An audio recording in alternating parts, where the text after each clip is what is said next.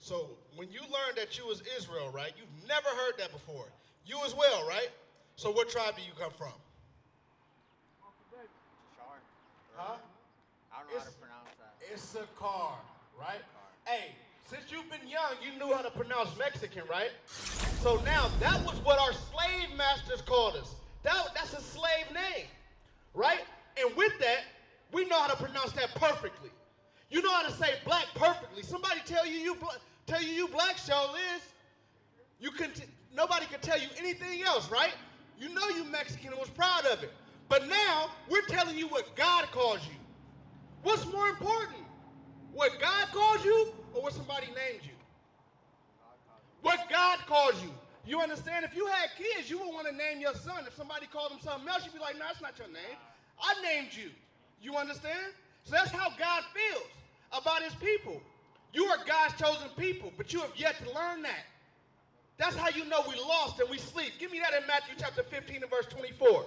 Let's see who Christ came for, because you believe in Jesus Christ, right? And we're not talking about this white man right here. The brother just broke down and showed y'all what Christ looked like in the Bible, right? What did he look like? He was a dark-skinned man with woolly hair. Why is that so important? Because they keep showing you the same white man that oppressed your people, that took your land, that raped your foremothers and grandmothers and grandfathers and took everything away from you. Now you call yourself Mexican. Now you call yourself black. But this is what they did to you when they called you black and Mexican. Watch. This is what they did to you. That's how you became a Mexican. That's how you became black. Read that. Matthew 15, verse 24. This is the reason why Jesus Christ had to come and save his people. Look who he came for. Read.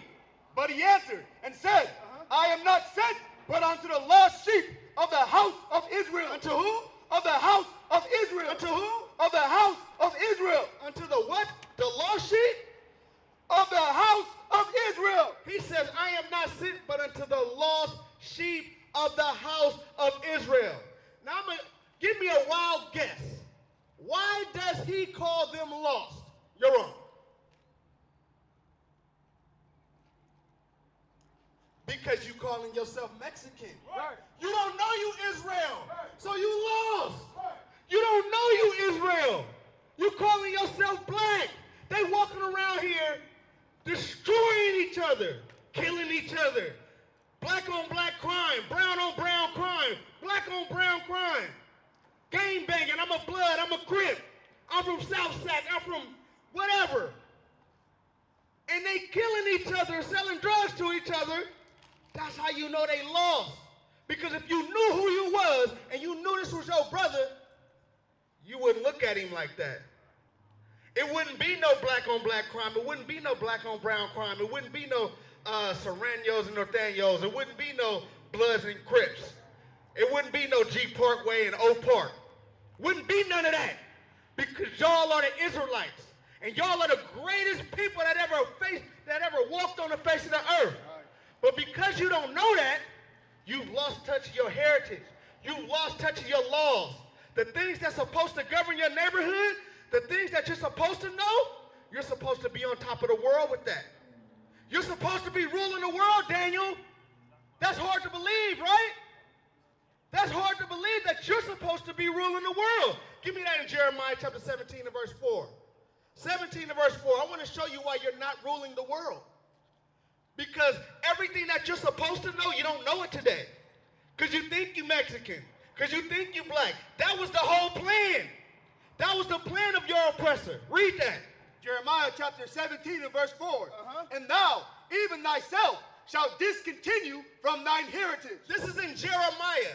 He's talking to the people. He says, look, you shall discontinue from your heritage. My brother right here, both of y'all, somebody give me an answer. What does it mean to be discontinued? Bring it out. That's it. If a TV show is discontinued, Martin, you ever watch Martin? It was discontinued, right? What happened to it? Gone. It's gone. So you were discontinued from your heritage. What happened to your heritage, Daniel? Gone. It's gone.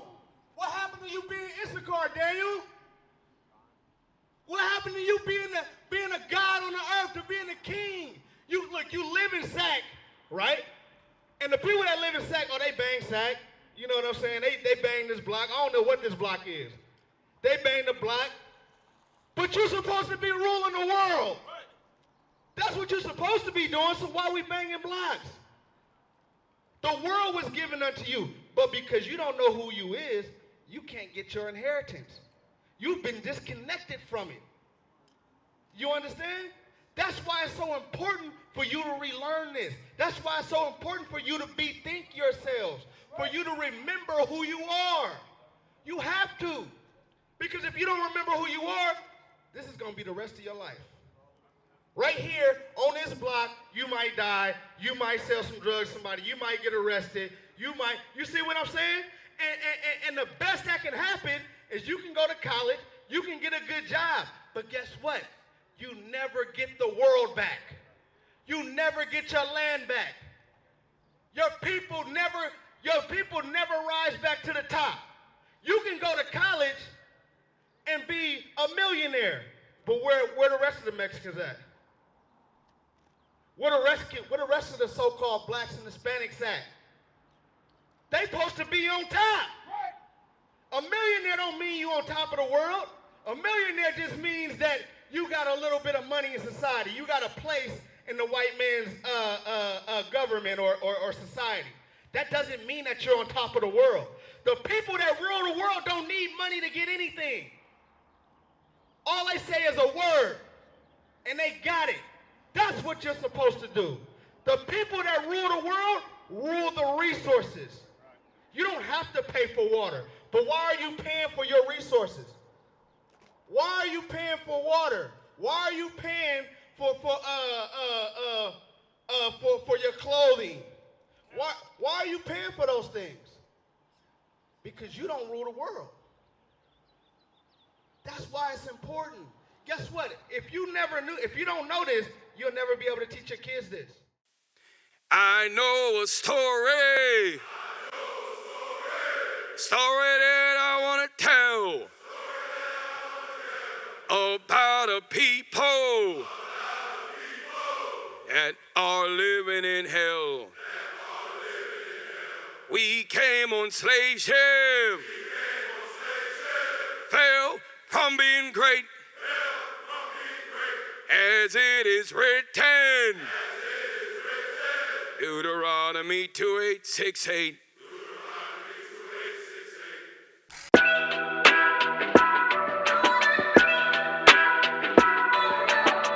You are now flying.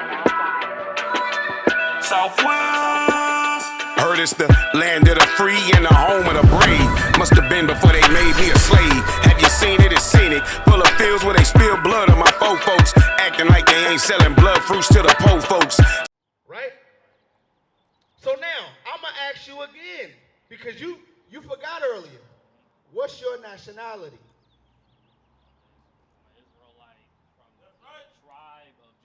You're an Israelite from the tribe of Judah. And work on it. It's not going to be perfect yet, but work on it. Because you can leave here today and forget about it and you'll never do research. That's right. But if you continue to do your research, give me Job 8:8. If you continue to do your research, Daniel, before you leave, if you continue to do your research, you'll continue to learn. You'll continue to gain more knowledge. This Bible can make you one of the wisest men on the face of the planet. That's right. We're not talking about wisdom that you receive in college. You got people that go to college and work at Chevron. That's right. That's how you know that ain't no knowledge. You understand? We're talking about the knowledge to rule the world. Right. But we got to wake the Israelites up. That's how we're going to rule the world. Just this group of brothers right here is not going to do it. You're an Israelite. We need you on this side of this sign so we can wake the rest of them up. Read. Job 8:8. For I inquired, I pray thee, of the former age, and prepare thyself to the search of their fathers. Prepare thyself to the what? To the search of their fathers. What do you got to do, Daniel? Search of their fathers. What do you got to do? Search of their fathers. Because your history gives you more wisdom than what's in the future. If you don't know anything for the past, you don't know where you're going in the future. You see what I'm saying? A lot of our people don't know this history. which is what disconnects us from who we are. And guess what? When did this happen to the Hispanics? I'm going to show you a perfect example. When did this happen to the Hispanics? How old are you? You're 20. When did this happen to the so-called Mexicans? And I say so-called because that's not who they are. When did this happen to them? Very long time ago. Shit. Very long time ago. It wasn't that long ago. You see what I'm saying? It really wasn't that long ago. Because of this, because of what happened here, you still see Mexicans picking tomatoes, onions, oranges, apples. Our people are still in the field picking those things because of what happened here. That's how you know it wasn't that long ago, Dale. Give me that in Deuteronomy 28 and 15. Or give me 16. 16, that's what I want. I'm going to show you it wasn't that long ago, Dale. Watch this. Read. Deuteronomy chapter 28 and verse 16. Cursed shalt thou be in the city, and cursed shalt thou be in the field. So the first thing it said is, cursed shall you be in the city, right? Where are the so-called Hispanics and blacks at? In the city. What kind of neighborhoods do they live in? What we call it? What we call it? Come say it on mic so Daniel can hear it. The hood. The hood. Is that true, Daniel? That's where we live together. That's where we live. So God says, cursed shall you be in the city, and cursed shall you be where? And cursed shalt thou be in the field. In the what? In the field. In the what? In the field. Picking oranges. In the field. Picking apples. In the field. Picking tomatoes. In the field. Picking onions. In the field. That's where we was. That's right. Just like the so-called African Americans was in the field, the so-called Hispanics are in the field today. That's how you know it wasn't that long ago, Daniel. It wasn't that long ago. Our people are still living the effects of what happened to them. You see what I'm saying? So why do we gotta work for the people that took our land from us, Daniel? Why do we gotta work for them? Remember what we went over. I know you're getting tired, but remember what we went over. Remember what we went over. God discontinued us from what? Our heritage. Give me Deuteronomy 28 and verse 1. I'm going to show you what our heritage was. I gotta go, bro. Yep. Just listen as you walk away. Watch this. Deuteronomy chapter 28 and verse 1. And it shall come to pass, if thou shalt hearken diligently unto the voice of the Lord thy God. Daniel, if you begin to listen to God, this is what God said. Read. To observe and to do all his commandments. Watch this. If you look, this is the reward for listening to God. If you didn't know while you're walking away, this is the reward for listening to God. You don't want to miss this. This is better than opening up your Christmas present. Why do you think God made us go into quarantine for that whole year? Quarantine? You talking about on COVID? COVID, yeah. Ooh, that's a great question. Don't leave before you get the answer. Watch this. But this is the reward to listening to God. To do all his commandments, which I command thee this day. If you do God's commandments, remember we read if you don't do God's commandments. This is the flip side. This is the other side of the contract. Read. That the Lord thy God will set thee on high. Set thee where? On high. At the bottom. On high. Bottom of society? On high. In the hood? On high. Where? On high above all nations of the earth. You're going to be above everybody on the face of the earth if you decide to listen to God. What would you want? Because right now, we in the hoods of Sacramento. These are some of the worst places to be. In the hoods of Sacramento. Can you agree? Amen to that. This is something, but God says you're going to be where? High above all nations of the earth. High above all nations of the earth if you decide to listen to God's commandments. Now, what's the trade-off? Isn't that a better trade-off? I listen to God, I get to rule the world. I don't got to live in Sacramento if I don't want to. I don't got to live in the hood. I step into Elk Grove and that's mine. I step in wherever I step into China. That's mine. You get what I'm saying? That's the trade-off. What's your name? Yeah. Huh? Mohican Gunsmoke. Gas? Gunsmoke. That's right. Gunsmoke. What's up, Gunsmoke? How you doing? Yeah. He showed you what tribe you was from, right? Uh-huh. Right? And what we were talking about is if you listen to God, you get to be on top of the world, right? Amen. And now you say that Sacramento is one of the worst places to be I've been here in the 29 world. years. Huh? I've been here 29 years. 29 years, right? So you've seen a lot of gang violence. You heard about a lot of killing in Sacramento, right? Seen it. You seen it, right? So now, if this is one of the worst places to be, how do we change that? God says if you listen to me, you get to be on top again. Who he was talking to was the 12 tribes of Israel. Give me Deuteronomy 1:1, because I want to prove what I'm saying. No, I believe you, brother. I'm with you. Who he was talking to was the 12 tribes of Israel, right? Dominion. Huh? And we have dominion over the seas, Eh, skies, earth, and winds. and Exactly, that's what we want. weather. Amen. But do we have that dominion now? If you believe as small as mustard seed and have faith, then yeah, you do. Yeah, you gotta have faith, but with that faith comes what? Obedience. Now, faith, I can have faith that I'm gonna rule the world, and I sit on top of that machine right there Oh yeah. for the rest of my life. What is that gonna do for me? Nothing. You just It's not gonna do nothing for me, right? Unless someone's coming to you. So your faith has to have action behind it. That's right. You understand? Read that. Deuteronomy chapter 1 and verse 1. This is the audience who he was talking to when he said, "You're gonna rule the world if you listen to me." Read. These be the words which Moses spake unto all Israel. No, he was speaking to everybody in the world. Unto all Israel. No, he had to be speaking to everybody because the Christian church tells us that Christ came for everybody. Read. Unto all Israel. Who was he speaking to? All of Israel. All of Israel. So that's not everybody, right? Nah. So the Israelites today, they're being called black. They're being called Jamaicans. They're being called Puerto Ricans. They're being called Cubans. They're being called blacks, Hispanics, and Native Americans. These are slave titles. These are not your names. But God calls you the Israelites.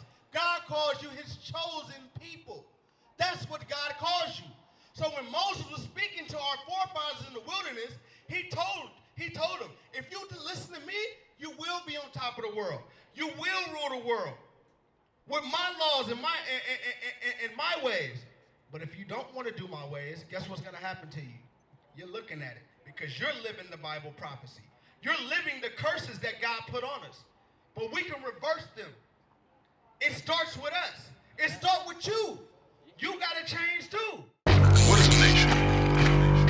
Nation is family. Nation is community. Nation is men leading by example. Nation is women's support. Nation is children with role models. Nation is unity. Nation is